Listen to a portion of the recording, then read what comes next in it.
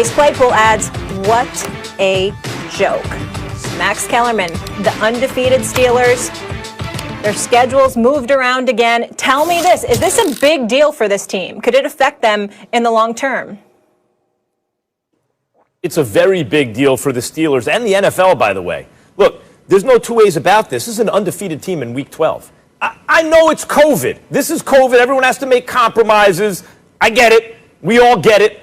Steelers don't have to be happy about the fact that the other teams are getting COVID, even if they're being careful. But still, hey, the Steelers are like, we're good. We're ready to play. We keep getting moved. They lose their bye. Now they lose their mini bye, right? And they're an undefeated team in Week 12. Like, by this time in the season, were all the Dolphins set 1972 games significant? If one got postponed, by this time in the season, 07 Patriots, are they significant? Yeah, I mean, you could say, hey, the Giants, the year they lost to the Ravens in the Super Bowl, were 10-0, and those games turned out weren't that significant, but you didn't know that at the time. This is an undefeated team in Week 12. Now, they faced a soft schedule, but we keep sleeping on the Steelers. People don't believe in the Steelers. Stephen A., right now they need that bye. You know why they need the bye or the mini bye right now? It's not just Baltimore, which is a tough game. It's the Colts and the Bills coming up. You got the Bills and the Colts coming. This is the tough part of your schedule, and you've been playing all these consecutive weeks without rest. So you have that. You have the league losing an undefeated team ready to go in Week 12. By the way, you lose the rivalry game, by far the best game on Thanksgiving in prime time. Yeah, it's a big deal.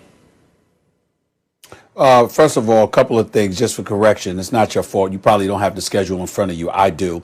After this Ravens game, the Steelers played the Washington football team. It's not the Colts and the Buffalo Bills. It's the Washington football team, which one could easily argue is a bye week or pretty damn close to it. It's not quite a bye week because Washington's on the. Oh, I didn't mean they're not the Jacksonville They're not the Jacksonville Jaguars. Say what? I didn't mean. Yeah. Stephen A., I didn't mean their next two consecutive games. I mean, that's coming up on the schedule now. It's a tough part of their schedule. Sorry. Yeah.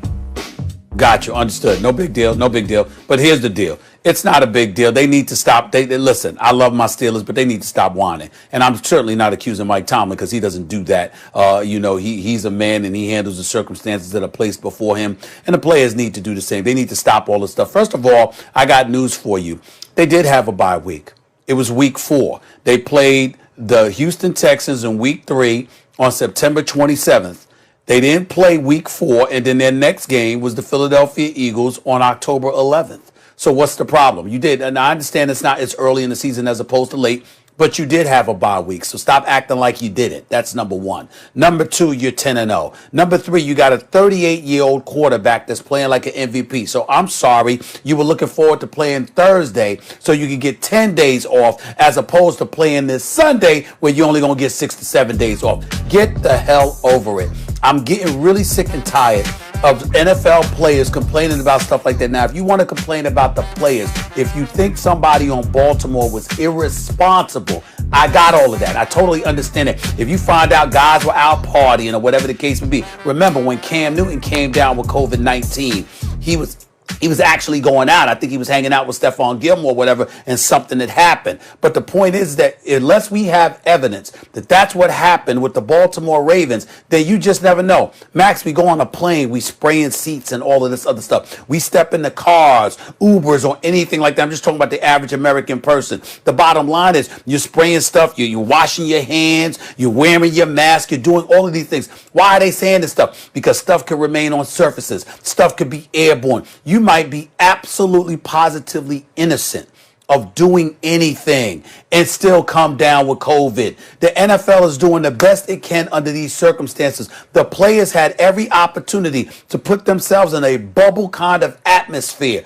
They refused to do so. So as a result, to some degree, even though the NFL is trying to be somewhat restrictive and really bring down the hammer on you, the reality is that some of the conditions simply cannot be controlled. People got to put forth their due diligence to make sure that they eradicate any circumstances that may lead to the postponement of games. Some are more successful than others. The Ravens ain't the first team that find themselves in this situation, and they will not be the last. The Steelers to react this way, it's BS. The NFL, etc., etc. Why are you pointing the finger at somebody when you can walk around next week doing absolutely nothing wrong and you could end up with COVID based on all the information that has been given to us about the potential of it being airborne, stuck on surfaces and things of that nature. It can't be controlled. And so we understand that, which is why there's such an elevated level of urgency, which you, Max, have spoken so eloquently about over the last few months, because of how dangerous the situation is and all the things that we have to deal with. For them to come down on the NFL like that, to come down on a respective team when you might not even know the details as to how they contracted the virus, I just think it's a bit insensitive. We are dealing with a once in a generation global pandemic, once in a century, for crying out loud. We're all learning as we go along. And unless you have evidence that the Baltimore Ravens were out partying, being irresponsible, engaging in stuff that they had no business engaging in, you shouldn't be coming down with them on them like this. You should be praying that all of them are okay and well enough to continue a football season. Well, I think that was important to say, and I'm glad you said it, and I think it's true. But it doesn't change the fact that the Steelers might have feelings about it, right? But I think it's true. But the question is a big deal. It's a very big deal. What you said could be true, and it's a big deal. I will say it again. People don't believe in this Steelers team, but they are undefeated. And the bye week in week 4 really hurt them. The tough part of their schedule is coming up now, and the reason you don't get a bye that early is because you don't need it yet. You need it as the wear and tear of the season continues, and you need that little break. They didn't get it, but they were supposed to have a little mini break, and they didn't get that. And they were supposed to have a primetime game, and they didn't get that. And whatever you want to say, because you're right, Stephen A., you can be very careful and still get the disease.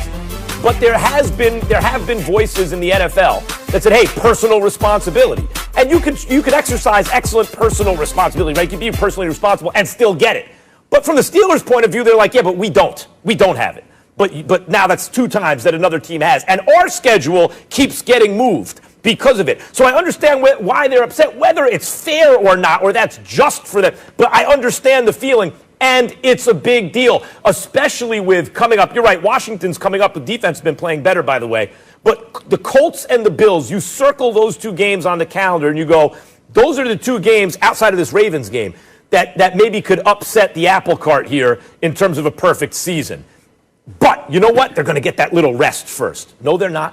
No, they're not. What if this winds up a 1-loss team and it's within a field goal against a team like the Bills or the Colts? We're going to look back at that and say, what if? But the point is, even as a story for the NFL, it's a big deal. You think during a global pandemic, all the bad news we've had, that one of the most storied franchises in football, like when you think of old school original team smash mouth kind of football, like you think of Green Bay and stuff like that, or the frozen tundra, you think of the Steelers and the Steel Curtain and that whole tradition. Like the Steelers are as synonymous with the NFL as any team. How about that team going undefeated? Would that be a big deal? It'd be a huge deal. And it just got harder. You're accustomed to playing on every Sunday. You'll be playing every Sunday instead of a Thursday night game. Whoop-de-damn-do. The real people who suffer outside of, I'm talking about health issues with the Baltimore Ravens, are us. Because instead of looking forward to a smash mouth, very competitive, respectable football game on a Thursday night for Thanksgiving with the Steelers and the Ravens, we are stuck watching the Detroit Lions and the Dallas Cowboys. I don't know. I mean, that. Come on, Stephen A. This is already kind of a depressing The only game you're really Thanksgiving for looking me. forward to today. Oh, my.